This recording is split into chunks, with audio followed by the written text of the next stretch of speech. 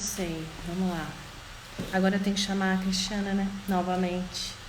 Pede pra ela me pedir de novo. Ela tá aí?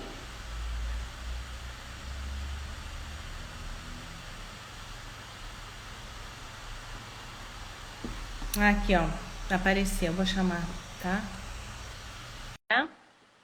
A Cristina, realmente eu não tô conseguindo conexão. Pessoal, desculpa, a gente tá com esse probleminha técnico, mas a gente tá entrando. Vai dar certo, Fernanda. Vou arrumar meu fone.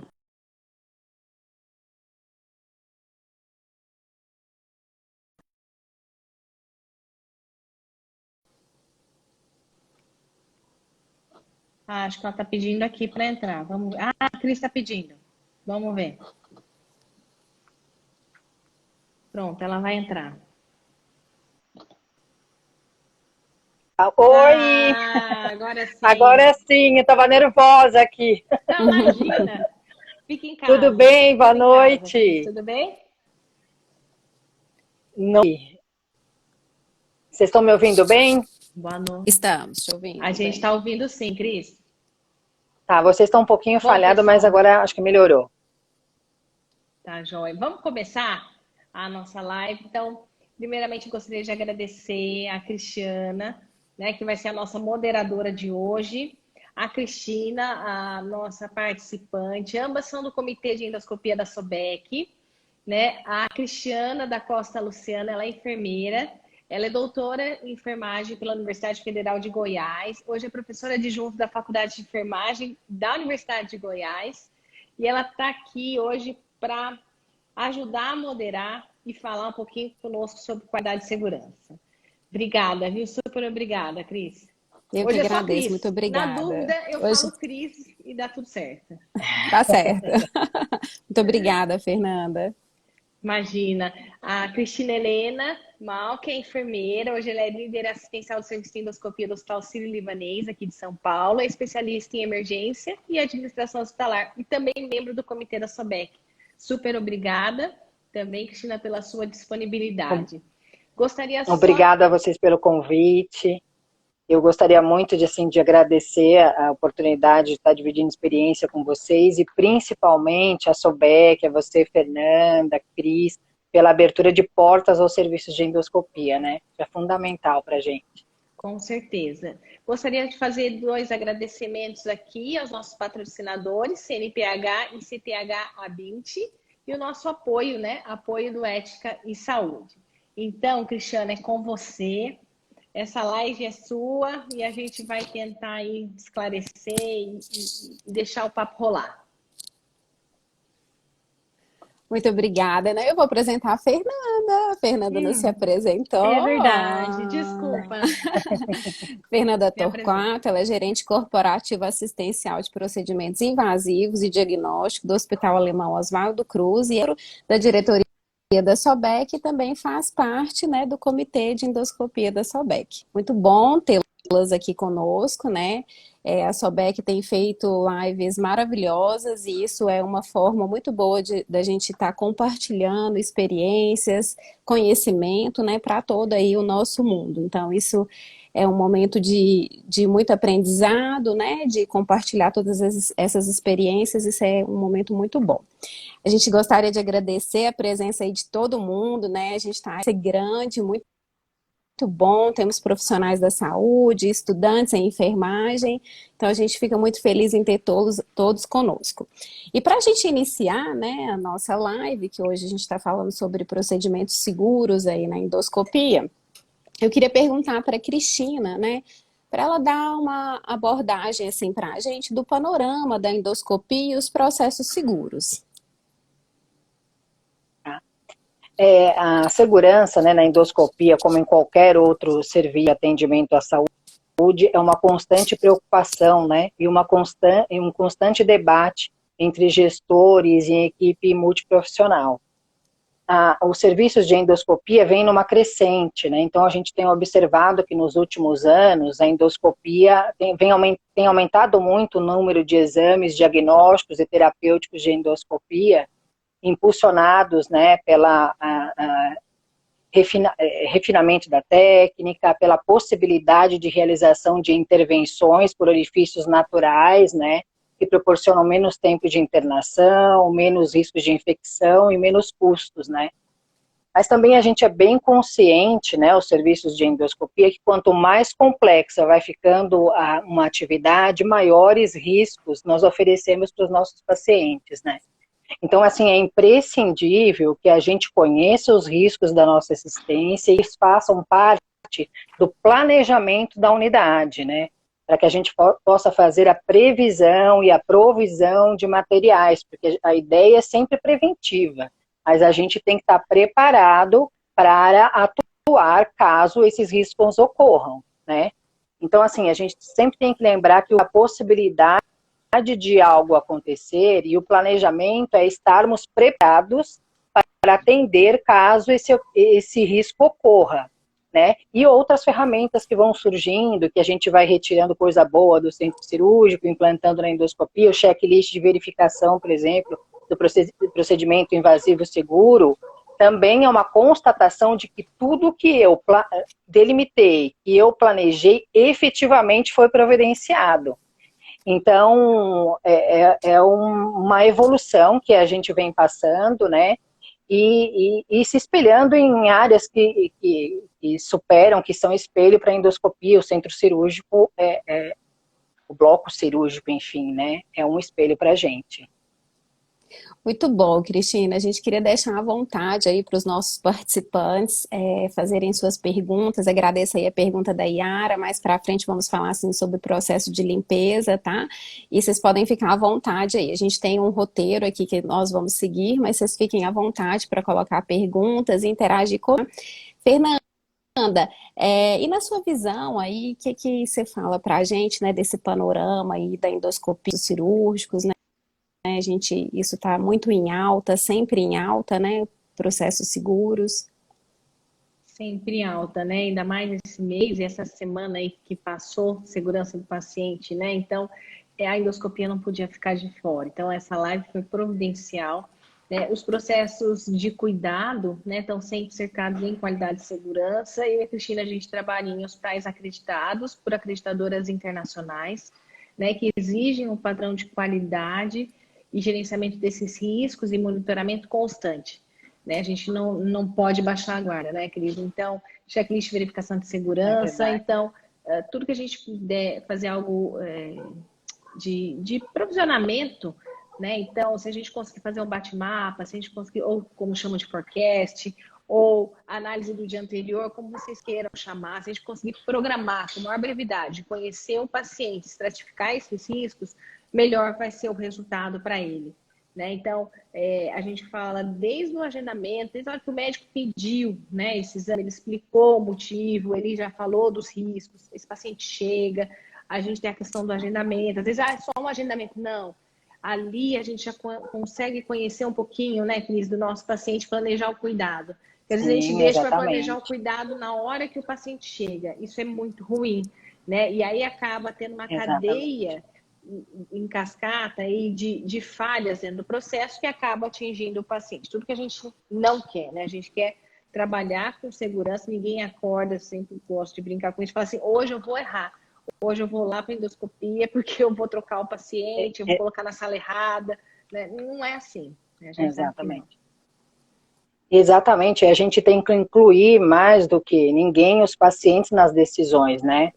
Nas decisões, enfim, ele é o dono da própria saúde, né? Então, o que a Fernanda falou de gerenciamento de risco desde a residência, a gente tem um grande exemplo de preparo de colono, né? Que a gente pode fazer tanto intra-hospitalar como domiciliar, né? No hospital é tudo mais sacramentado, a pessoa vem com acompanhante, que assina o termo de responsabilidade, enfim. Mas o paciente que está em casa também tem o mesmo risco de cair em casa. Então, é necessário que a gente faça os alertas desde o agendamento. Então, recomenda-se que se optar pelo preparo domiciliar, que tenha um acompanhante, se o senhor tem risco de cair, tem risco de hipotensão, enfim, a gente tem que fazer com que eles participem do cuidado, do autocuidado, né? Na verdade, é uma divisão de responsabilidades, né? Eu acho que a Cris colocou Muito bom, bem. meninas. Muito bem, muito bem. Não, eu só queria complementar, que eu acho que a Cris colocou muito bem, principalmente no começo, o Uhum. protagonismo agora do serviço de endoscopia, Cristiana. Né? Eu acho que É. ele deixou de ser um serviço, às vezes, de um médico, de um núcleo, para ser algo maior. Né? Então, eu acho que esse olhar atento que a gente tem que ter. Exatamente, né? E a qualidade e a segurança no serviço de endoscopia é uma somatória, né, de elementos e processos que vão fazer com que a gente consiga prestar uma assistência segura. Né? Então, não cabe mais a um serviço de endoscopia o fundinho do quintal, aquela área desativada, né? A gente tem as legislações para seguir e cada vez mais complexa vai se tornando a endoscopia, né? Então, a gente tem que pensar em tudo isso, em estrutura, em processos muito bem delimitados, né, em pessoas treinadas para tecnologia, né, não deixe para aprender a manusear um equipamento quando você precisar dele, né. Então, as certificadoras são muito claras nisso. Então, treine as pessoas, teste o desfibrilador diariamente, teste as lâminas de laringo, treine a sua equipe para abrir e fechar um carro de emergência. Então, é uma prevenção. A gente vem trabalhando com uma prevenção, né?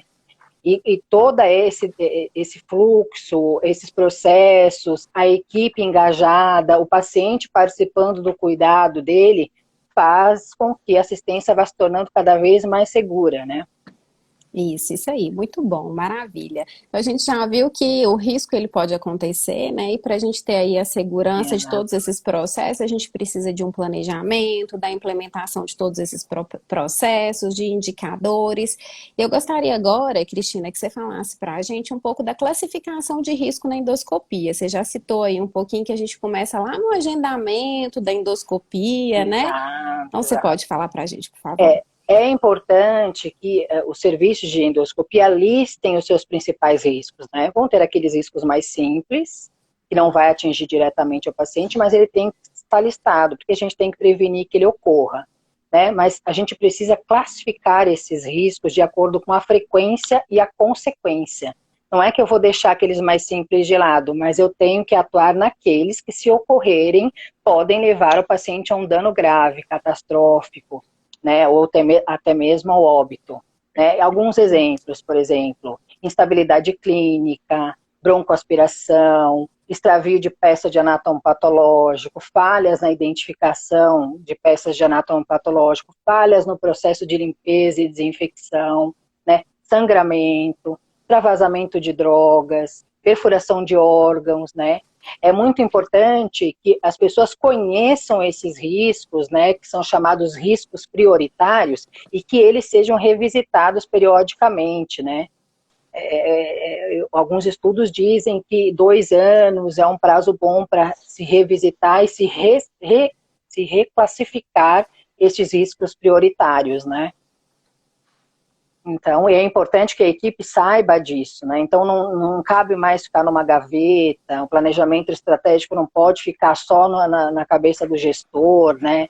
É necessário que a gestão esteja à vista, né? Porque a liderança, hoje em dia, ela é participativa.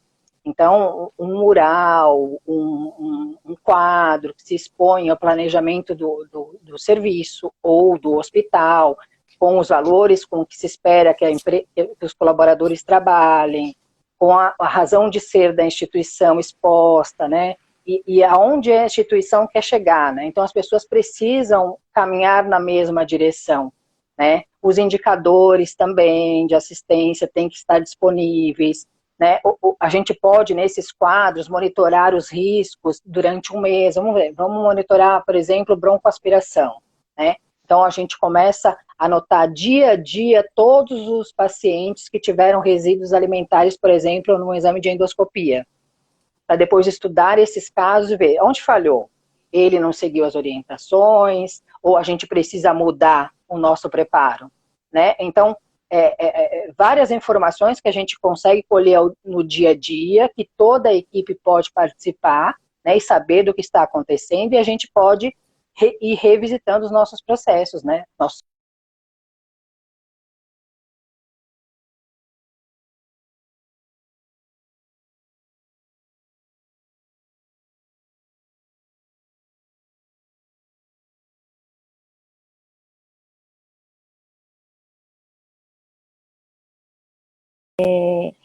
Tá meio fora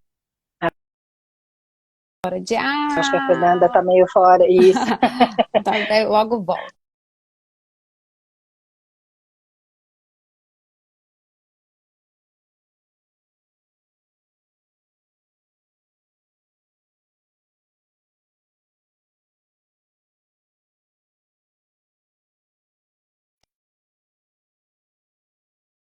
Eles param para pensar assim, né? Como que eu vou fazer a gestão dos meus processos seguros na endoscopia? Vamos pensar assim um pouco mais na prática, Cristina. Depois eu passo a palavra para a Fernanda, que a Fernanda estava aí um pouquinho também fora de ar. Fernanda, quero saber assim, para os nossos profissionais aí. Voltei.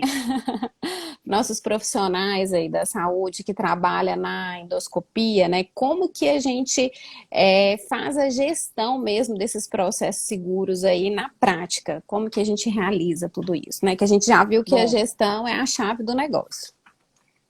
E na endoscopia é uma gestão presente, uma liderança muito participativa, né? Se no centro cirúrgico a gente já tem isso para giro de sala, para organização do mapa cirúrgico, na endoscopia não é diferente, tá?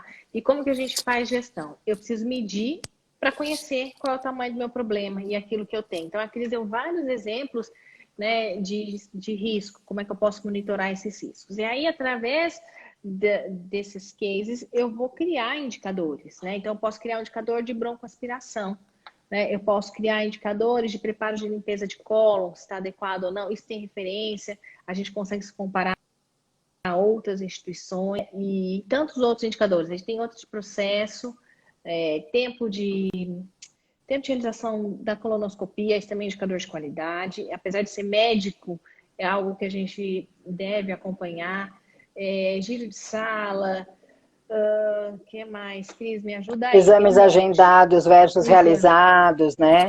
Atrasos. Então, para a gente monitorar atraso, indicador de limpeza, né? Que não, assim, o atraso impacta no jejum. É muito importante. Atraso Exatamente. Muito no jejum, e a gente tem um paciente muito descompensado, principalmente na colono, né? Da questões hidroeletrolíticas. Exatamente. Então, a gente precisa ter uma atenção redobrada, é um risco ali. E da limpeza, muito bem colocado para a Cris, a gente tem hoje algumas possibilidades de monitoramento, né? Mas ainda a gente não tem aquele gold standard, assim, nossa, tá ali, tá seguro. Então, por isso que é importante o cumprimento de todas as etapas para que a gente não incorra em riscos, né? E traga processos inseguros. Isso. É porque geralmente são processos falhos que levam ao evento adverso, né? Não pessoas falhas, né? Então, Exato. Quando você vai revisitar um evento que tenha ocorrido, você percebe que é uma somatória de errozinhos ou de fases que foram puladas e que levou a um evento adverso, né? Então, assim, além do processo que a gente tem que revisitar e retreinar a equipe, né? Constantemente, né, treinamento, a gente também tem que acolher esse colaborador, que é como a Fernanda falou, ninguém sai de casa hoje, olha, eu vou insultar a Fernanda e hoje eu vou cometer um erro, né? Então, que é o atendimento da segunda vítima, né? E se sair para isso, tem então, cultura justa, não né? tem sentido. Aí é diferente. Exatamente. Aí a gente vai trabalhar a cultura justa. Exatamente. Então, é treinamento, é seguir o passo a passo, né? Os hospitais acreditados, eles seguem metodologias, né? Pode-se cobrar um pouco mais por toda essa qualidade no serviço, né? E, por outro lado, a credibilidade de uma assistência segura, né? As pessoas vão querer fazer o exame com a gente, vão querer fazer um exame num serviço acreditado, né?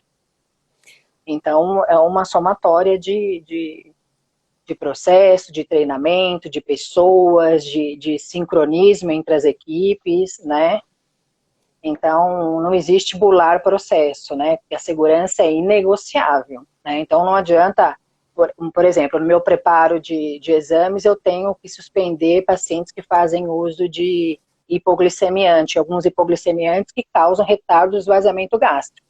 Aí o paciente deixa de suspender, passa na entrevista, o médico da entrevista fala que tem que suspender, e vem o médico e fala, não, ele vai fazer porque ele é meu paciente, né? Então, a segurança é inegociável, o processo e a segurança para todos, né?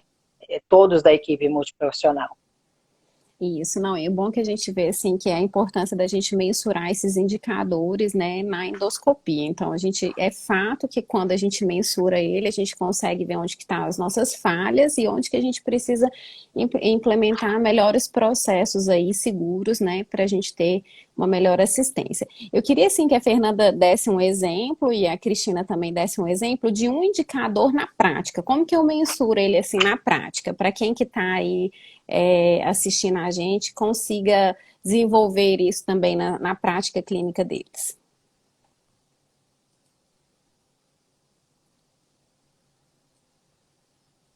Acho que a Fernanda A Fernanda não parou, né? está te escutando. Aqui de qualidade do preparo de colo, né? Tá. Apesar de ser um indicador que o médico, na hora que ele colocar o aparelho, tem todo um trabalho prévio aí da enfermagem, né, de orientação. O indicador de cólon, agora sim. Tá. Voltei? Já ia emendar aqui.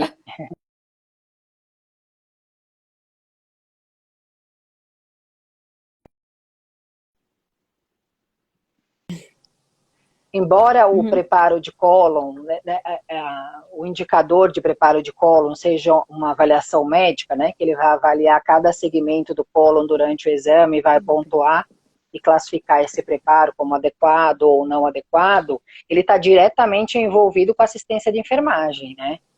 Então, isso também determina uma qualidade de um preparo bem feito, de um preparo bem orientado, né? Tanto na dieta de véspera quanto no dia do exame.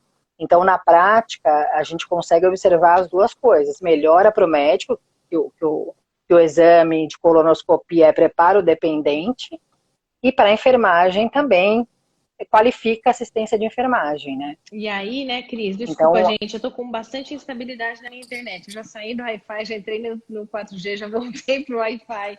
Desculpa que às vezes eu tô travando. Realmente o dia hoje não tá feliz aqui em casa. Tem método, né? O médico ele avalia o colo ascendente, transverso e descendente. E ele pontua, né, o colo. E a gente tabula isso. Então, isso é depois trazido para a equipe. O importante não é só ter o indicador, o importante é ter o indicador ele, né, Cris? Que às vezes tem lá o indicador está numa pasta, né? Como você bem colocou, tem que estar em gestão à vista, tem que ter plano de ação, tem que ter discussão, na passagem de plantão, às vezes são 5 minutos, mas são 5 minutos ali com a equipe de maneira consciente, que isso faz uma diferença muito grande. Não adianta ser só a enfermagem, tá? A equipe médica também tem que participar dessas discussões, né? Então, quando a gente fala de broncoaspiração, quando a gente fala... Eu não estou ouvindo.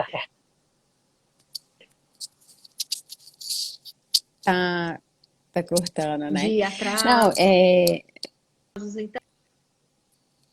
Então, é uma equipe. Né? Na endoscopia, a gente tem que trabalhar muito junto para que os processos sigam de maneira segura. Não, o bom é que a gente já viu assim, que é a importância de mensurar esses indicadores, né? E a gente saber o que fazer após a gente mensurar, né? Então, é isso que a gente vê muito na prática. As pessoas mensurando os indicadores. E se desafiar, né, Cris? E não saber o que e se desafiar, por exemplo, um indicador de uso de ATP, né, na limpeza dos endoscópicos, também serve, por exemplo, a empresa dá como referência, pelo menos na marca que eu tenho mais vivência, né, que nós fazemos desde 2015 no Sírio-Libanês com essa mesma marca, tá de referência 200 RLUs. Então a gente tem que se desafiar, o mais próximo de zero, né? Eu tenho que garantir a limpeza do meu endoscópio, né? E eu não posso seguir se ele estiver sujo, né? Não posso garantir o próximo passo, que é a desinfecção ou esterilização, ou do equipamento, ou de... Né? Então, eu não posso seguir o próximo passo se eu não conseguir garantir a limpeza. Então, por mais que a empresa dê como esse valor aceitável, a gente tem que se desafiar. É uma forma também de avaliar o colaborador, né? Também avaliar o processo de limpeza deste colaborador. Né? Também é muito importante, é muito interessante, e eles participam ativamente, né? Eles também se desafiam. Né? A outra vez foi 2 RLUs, agora vai ter que ser 1 ou 0, né? Então, assim, é muito interessante porque todo mundo se envolve, né? E a gente conhece cada um, né? Não, e nas interessante, assim, da coletas. gente falar, né, de mensurar o ATP, né, adenosina trifosfato, aí que a Cristina falou, né, no Exatamente. nível aí de 200 unidades relativas de luz, o RLU. A gente não pode se apegar também somente nesse indicador, né, que a gente tem que pensar que é todo um processo. Então, Exato, como que você está diluindo o seu exatamente. detergente, qual a temperatura, qual que é o tempo que está ficando imerso, se é uma limpeza manual, né? Então, tudo isso aí a gente tem que estar atento, né, Exatamente. ao processo. Então, muito bom. Agora, para a gente pensar assim, né? A gente não adianta falar da gente falar de segurança, de processos seguros e não falar de qualidade, né? Então, vamos pensar assim. A Fernanda agora está bem conectada. Vamos ver, Fernanda, como que a gente pode estar assim interligando a qualidade e a segurança. Tá dando certo.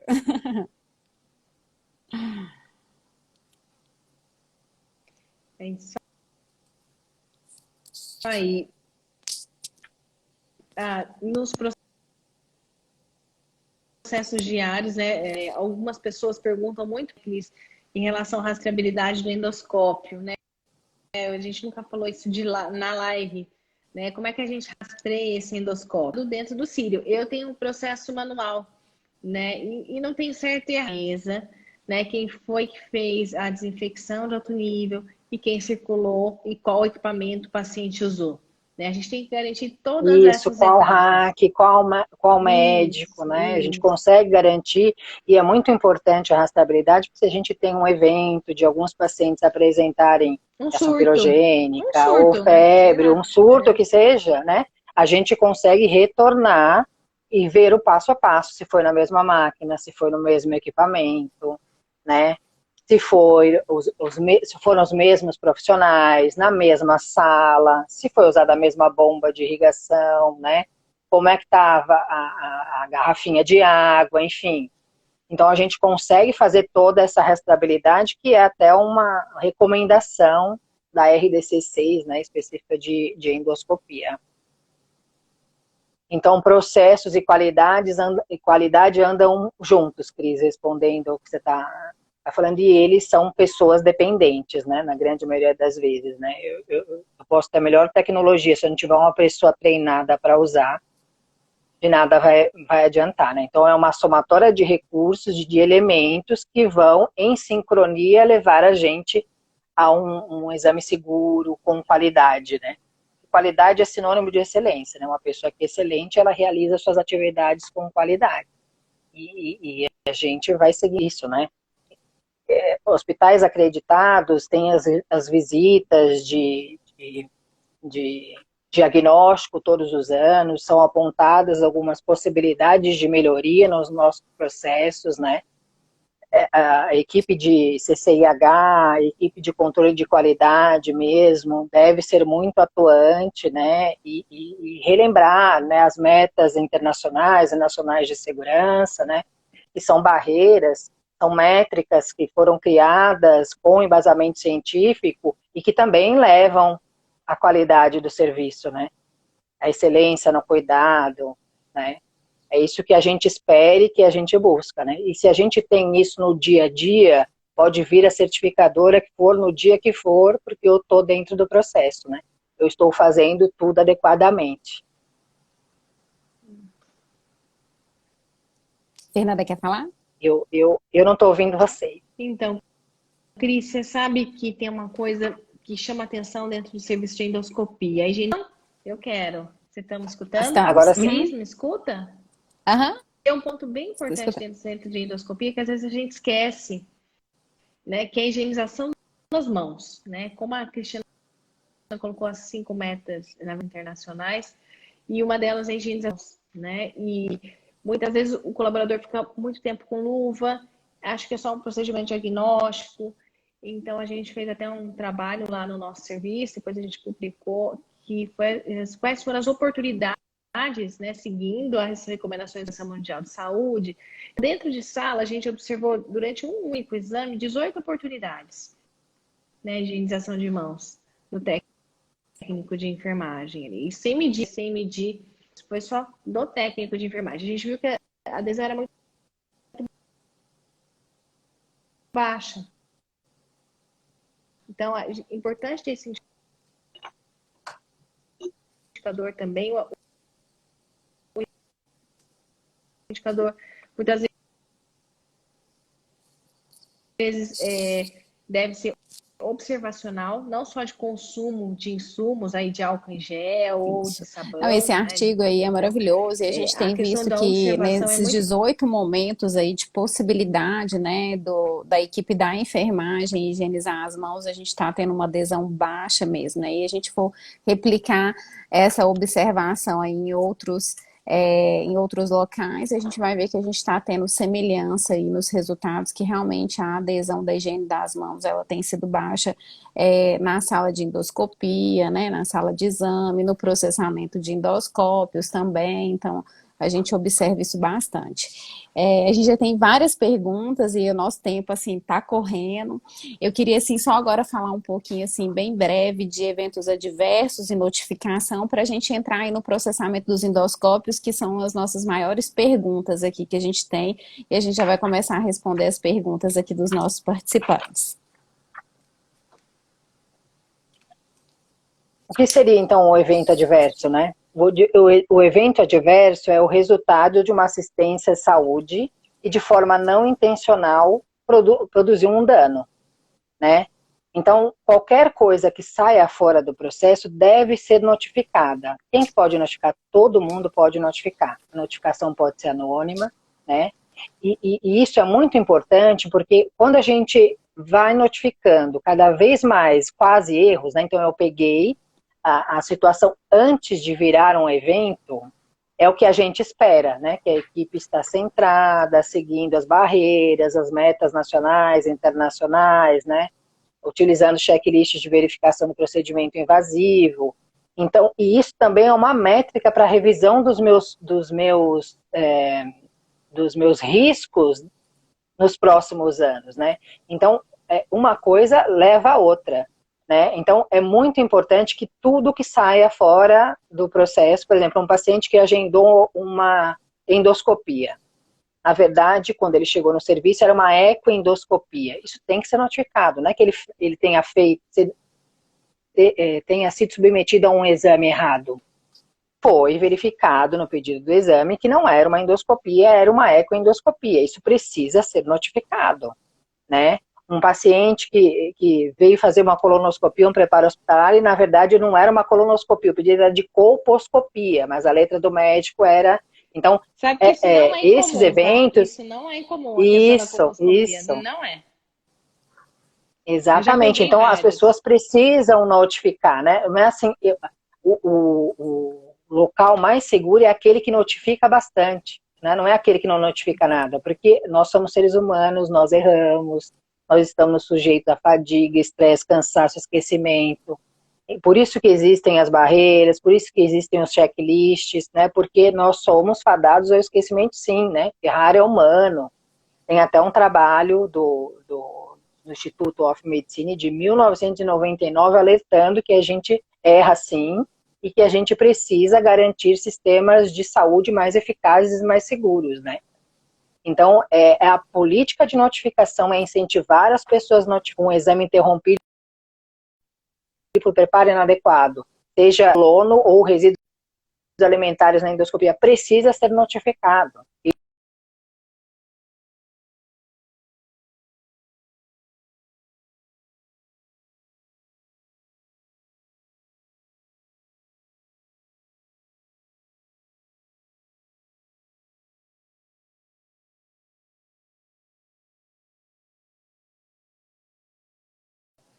A gente espera da base da pirâmide das notificações que ela seja de quase erro, né? Na grande totalidade.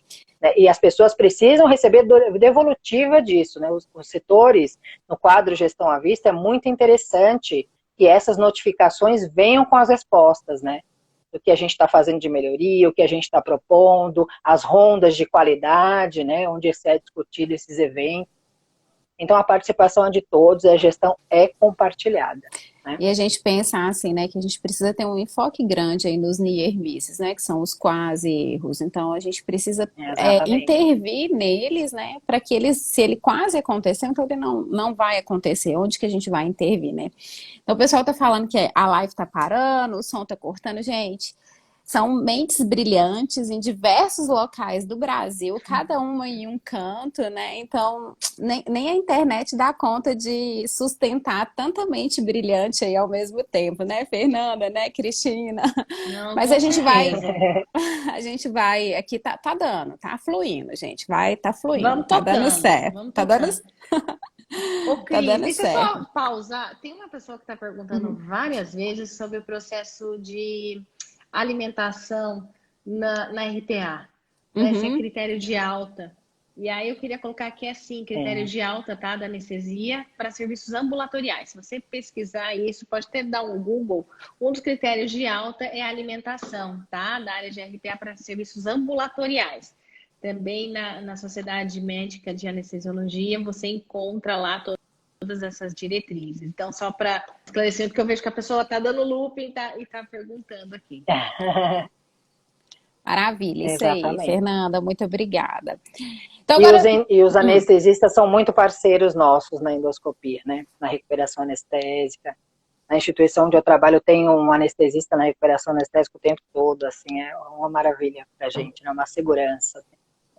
Então, assim, efetivamente a gente tem os códigos de urgência, os códigos de emergência, mas tem um profissional ali para discutir o caso, para avaliar o paciente de pronto, né? É assim, é de suma importância. Isso, muito Para a bom. enfermagem, para o serviço, né? Enfim. Então, nossas perguntas aí, elas encheram referente ao processamento de endoscópio. Então, eu acho que essa aí é a grande curiosidade e a maioria das perguntas é sobre validação do processamento de endoscópios. Então, a gente vai começar primeiro aí falando da etapa da limpeza, e aí a gente tem um diferencial aí grande, né, na endoscopia, que é bem diferente de qualquer outro produto para a saúde, né, que são aí realizados processos de desinfecção ou esterilização aí num centro de material e esterilização. Então, a gente tem o diferencial, que a gente tem um design totalmente complexo, com canais estreitos, longos, né, difícil de visualizar, impossível de visualizar muitas vezes, né? Então a gente precisa aí de artefatos, utensílios, acessórios, assim, difíceis, por exemplo, como o boroscópio, para a gente poder visualizar os canais. Então vamos pensar um pouco assim no enfoque da classificação dos endoscópios, a classificação de Spaldi, as pinças de biópsia, se elas são descartáveis ou se elas são processadas.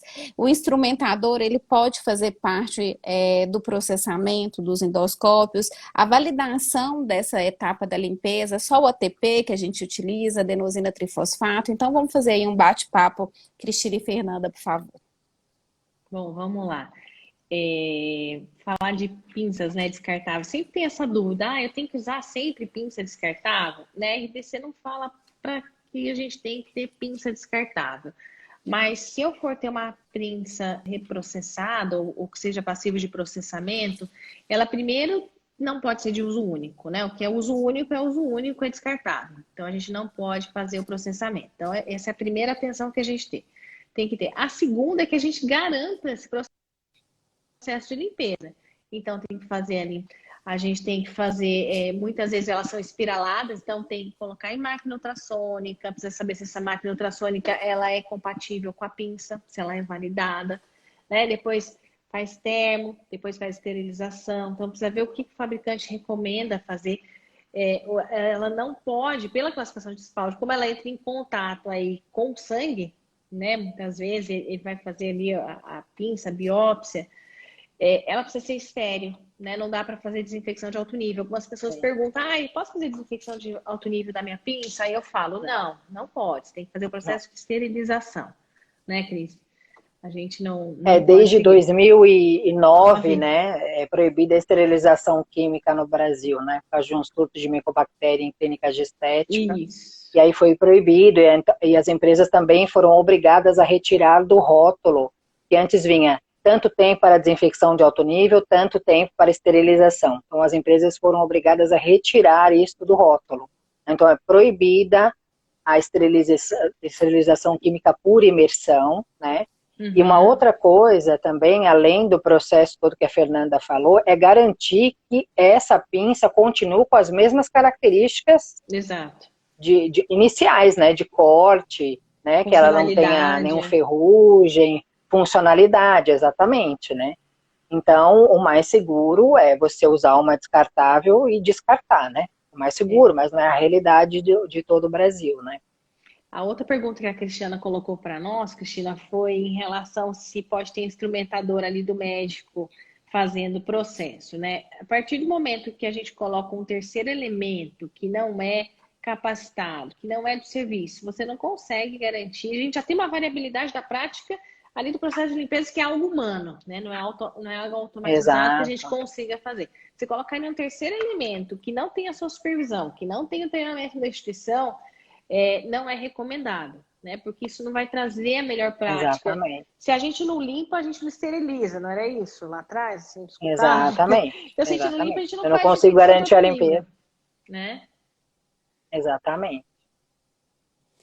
E E a vocês E aí uma que das estão. exigências da RDC, né, é Uhum. treinamento constante do colaborador, né? É garantir que todos aqueles 120 passos sejam seguidos, né? Uhum. Então, a pessoa precisa conhecer a anatomia do equipamento, não é simplesmente achar que limpou, né? Visivelmente limpo não é mais garantia de limpeza, né? É que Então, é alguns inaceitável, serviços, né? Cris, que a gente entende que alguns serviços o equipamento é do médico. E aí ele zela por aquele equipamento, assim, de uma tal maneira que a gente sabe, é um equipamento caro. E se a gente manda para manutenção, né, é caro. A gente sabe disso. Então, assim, não pode molhar tal parte, não pode fazer isso. Então, quando começa assim, a gente já sabe que o desfecho não vai ser bom, né? Exatamente. E a gente tem que parar o processo. Não dá para limpar, não dá para seguir, né? A gente não pode nem agendar exames, a gente não pode, né? Qualquer um pode parar o processo, né? É porque é do médico que não vai lavar, enfim.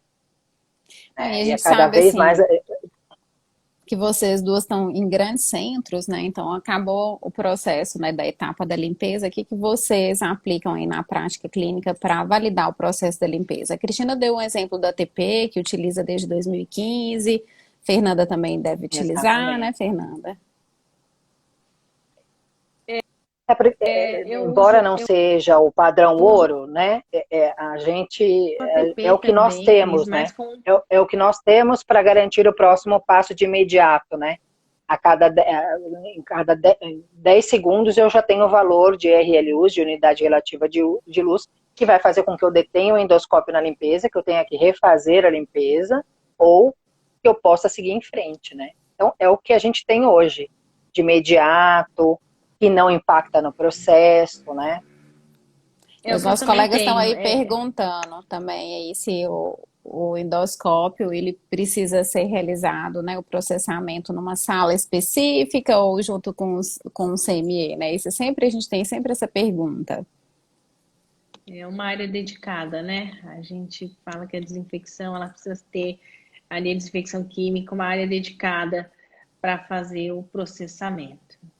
Né? Outra dúvida que sempre Exatamente. perguntam, Cris, é se eu posso, na mesma máquina que eu faço a desinfecção do colono, fazer a desinfecção do gastro, fazer a desinfecção do bronco, né? Isso Pode, pode. isso sempre vem, né, Desde que para seja nós. um por vez, né? Não dá para colocar Exato. lá trenzinho, 3, 4 equipamentos de uma vez só, né? Então, É. dá sim. A gente pode usar a mesma máquina, porque a gente faz o teste do saneante uma, duas vezes por plantão, né? Além disso, para estar disponível no mercado, eles tiveram que comprovar a eficácia contra micobactérias, esporos subtilis, né? Toda uma metodologia da Anvisa. Então, se está no rótulo, eu tenho a segurança de usar, né? Então, é sempre, assim, não importa o que o vizinho disse, que a amiga disse, que no serviço dela usa dessa forma. O que vale é o que está no rótulo. O que está no rótulo é porque foi validado pela Anvisa, né? Só para a gente ir tentar finalizar aqui, que o nosso tempo também já está se extrapolando, queria só voltar aqui que a Sabrina do Hospital de Doenças Tropicais de Goiânia, ela perguntou assim, se vocês fazem o ATP por amostragem ou vocês fazem em todos os endoscópios, como que é? Eu faço por amostragem, Em- Cris. tá? Eu faço por amostragem de colonos e gastros e faço a cada uso de todos os duodenos, Isso. broncoscópios, Eco. Eco. ecoendoscópios, né? Porque Isso. assim, embora se fale muito do duodeno, porque esteve envolvido em surtos aí espalhados pelo mundo, o ecoendoscópio, o modelo setorial, ele tem um design muito parecido com o duodeno.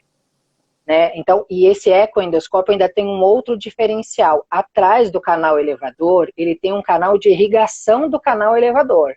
Então, na hora da punção, há resíduo de matéria orgânica que volta por esse canal. Esse canal é pouco usado pelos médicos em sala, né? Então, muitas vezes a gente já conseguiu no teste de ATP, porque no eco a gente faz o teste tanto do canal de trabalho quanto deste canal acessório, que é muito fino, a gente não consegue passar escova nenhuma, né, de até 4.000 unidades relativas de luz, né? Ele passou depois da quarta, quinta limpeza. Né? Então, assim, é muito importante que nesses equipamentos, com designs diferenciados, a gente faça, sim, o ATP, né? É, De todas as vezes, E a né? gente não tem um muito Todas volume as tão bom, vezes muito e bom, todos os usos. grande, né, Cris? muito Uma outra bom. coisa interessante é que Uhum, ao longo dos anos a gente vem percebendo que o resultado de ATP dos colonoscópios são aham. sempre mais baixos do que os gastroscópios, né? Então, É que muito mais posso baixos, assim, contar. né? Então, a gente atrela, né, a preparo da coluna, enfim. A boca, né, e trato digestivo alto é mais sujo que o trato digestivo baixo, Exato. mesmo com a limpeza no preparo do colo. A gente tem a percepção inversa, né? Então, É, quando a gente vê um paciente na UTI que não higieniza, né, a boca, os dentes, o risco que ele corre, né? Isso estou trazendo um outro assunto. é. Não, e é interessante também que a Cristina, a Fernanda fez um enfoque aí no elevador. A gente tem, né, vários surtos que são relacionados a falhas, né, no processamento mesmo do elevador. A gente além tem um canal de irrigação, então tudo isso interfere aí nas possibilidades de falhas. As meninas já começaram a falar um pouquinho aí de desinfecção de alto nível, né, se pode ou não colocar endoscópios diferentes, né, numa mesma desinfectadora. Então, a gente vai falar agora um pouco assim, de desinfecção de alto nível. Algumas pessoas também perguntaram de validação. Muita gente perguntando de validação. Você faz cultura de vigilância após a desinfecção, saneantes, quais que vocês utilizam? Vocês podem falar um pouquinho para a gente? Posso falar? Quer falar, Cris?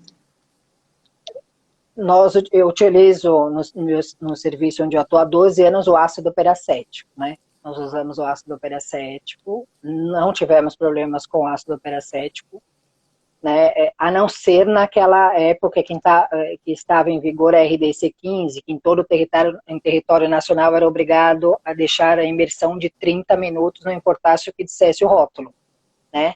Então, nesta época, nós tínhamos o enrugamento da parte externa do canal, né, do endoscópio. Então, a gente teve problema neste sentido. Então, muito equipamento ia para a troca dessa bainha externa por causa disso, mas não que a gente tenha tido problema, né, de migrar de um saneante para outro. Não tivemos problema.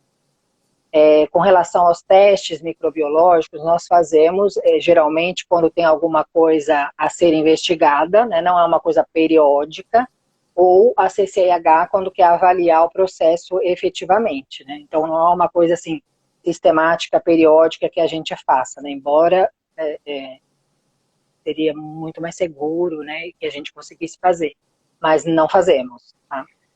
Não Cris, sei a realidade da a Fernanda. gente também usa o ácido peracético. Eu uso 18, é mais ou menos isso, acho que até um pouquinho mais de tempo do que 12 anos. A gente fez toda aquela migração, transição. Também tive alguns problemas como você teve, mas nada assim gritante que a gente não consegue, né? E a questão dos testes, né? A gente também não faz. A gente tem uma grande discussão no SCH de fazer ou não periódico. A gente faz em suspeitas, em algum problema identificado, Exato, ou quando o exato. SCH quer fazer algum tipo de vigilância. Porém, a gente tem uma discussão muito grande o que fazer com esse resultado, né? Então, o que você faz com os pacientes assistidos, o que você faz com o pós, qual é a bactéria que cresceu, qual é o bicho que cresceu, é de água, entendeu? A gente precisa também, Exatamente. o que isso vai mudar no resultado, obviamente, que a gente tem que fazer quando há necessidade de fazer. Eu não sei, eu preciso me aprofundar no tema quando a gente coloca isso como rotina. Às vezes a gente fala, vou colocar isso que eu vou trazer segurança para o meu processo. Então, às vezes você vai arranjar um monte de cabelo branco e não vai trazer segurança para o seu processo. Né? Então, a gente tem que tomar cuidado. A gente fica inventando um monte de coisa no meio do caminho e a gente não consegue dar conta. Exatamente. Eu acho que a gente tem muitas tecnologias aí, boroscópio, né, para avaliar a limpeza, enfim, mas o que a gente tem que tentar seguir é o passo a passo, né? Fazer adequadamente a pré-limpeza, o teste de vedação, a escovação, a limpeza, o enxágue, enfim, a desinfecção de alto nível, a secagem, né? Garantir o armazenamento adequado desse endoscópio. Então, assim, muito se fala em tecnologia, mas a gente tem que pensar primeiro em fazer o básico, o beabá, o passo a passo, né? Eu acho que é o que a gente leva, assim, antes de implementar qualquer tecnologia, eu estou fazendo passo a passo adequadamente para seguir um passo a mais, né? Para dar um passo à frente. Então, Né? Então, Cristina, é o que fica de lição, né? já vamos pegar o encaixe aí, já vamos falar a forma correta de armazenar, quanto tempo que a gente armazena, que a gente tem essas perguntas e aí a gente finaliza aí o processamento de A gente endoscópios. tem 1 ou 2 minutinhos só, hein, Cris? Bora lá. Tá. Os endoscópios devem ser armazenados em armários de fácil limpeza, que tenham ventilação, na posição vertical, sem as válvulas, né? Com relação a uma sugestão de uma boa prática que você faça o reprocessamento antes do uso, né? Mas, por exemplo, nós fizemos um estudo há um tempo atrás no Sírio-Libanês, em que a gente deixava os equipamentos 72 horas na quarentena e depois nós colhíamos um lavado desse equipamento, né? E aí isso nos levou, teve crescimento de bacteriano, isso nos levou a investigar a nossa água, né? Então, é o que a Fernanda falou, às vezes você está procurando uma coisa, você acha outra, né? E era a mesma da água dos canos, né? O mesmo micro-organismo da água dos canos, o que levou a instituição a investir numa osmose reversa, né? Então, assim, tem gente que deixa 48 horas, tem alguns guidelines que falam 48 horas, mas isso, em serviços de grande movimento, a gente não consegue deixar um equipamento parado 48 horas, né? Então, a gente faz, sim, antes do uso, o reprocesso desse equipamento naqueles que a gente não usa com muita intensidade. Por exemplo, um enteroscópio, né? Um enteroscópio a gente não usa todos os dias, então é uma boa prática que se faça. O broncoscópio nós fazemos antes, o ecoendoscópio nós fazemos antes do uso, né? Do odenoscópio também fazemos. São os mais complexos. Né? Então, são os mais complexos, exatamente. E que tem a possibilidade de ficar um maior número de permanecer mais tempo no armário, né? Sim, muito bom. Minha prática é bem parecida com a da Cris. Ah, maravilha.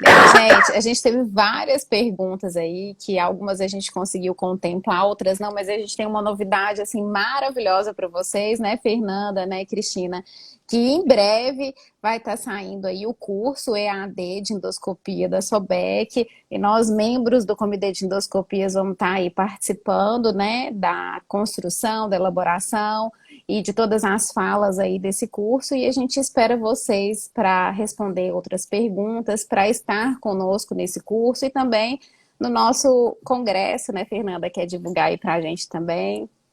O congresso também no final do mês de novembro. O nosso curso vai ser na segunda semana de novembro, ele vai ser em AD, vai ficar disponível por 4 meses, né?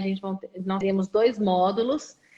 E também no nosso congresso, muito provavelmente, tá? A gente ainda está em construção na grade científica, ele será presencial e a gente vai ter uma oficina de hands-on em endoscopia. né, no pré-congresso. Então, as vagas serão limitadas pela questão da pandemia. A gente não vai aceitar inscrições no dia do congresso, na hora. Então, reserve e garante as suas vagas assim que sair, né? Eu acho que vai ter uma procura bem grande. Isso aí, nosso curso a gente não vai ter vaga limitada, então a gente espera Não, todos vocês aí, a gente agradece a participação de todos que esteve aí com a gente, né, desde o início até o final. A gente pede desculpa aí por algumas intercorrências de áudio, internet, que são paradigmas que sempre acontecem, né? Então mas a gente conseguiu contemplar aí bastante o conteúdo e as perguntas, e a gente agradece aí os comentários, os elogios. Muito obrigada, Fernanda. Muito obrigada, Cristina. Fica à vontade, Fernanda.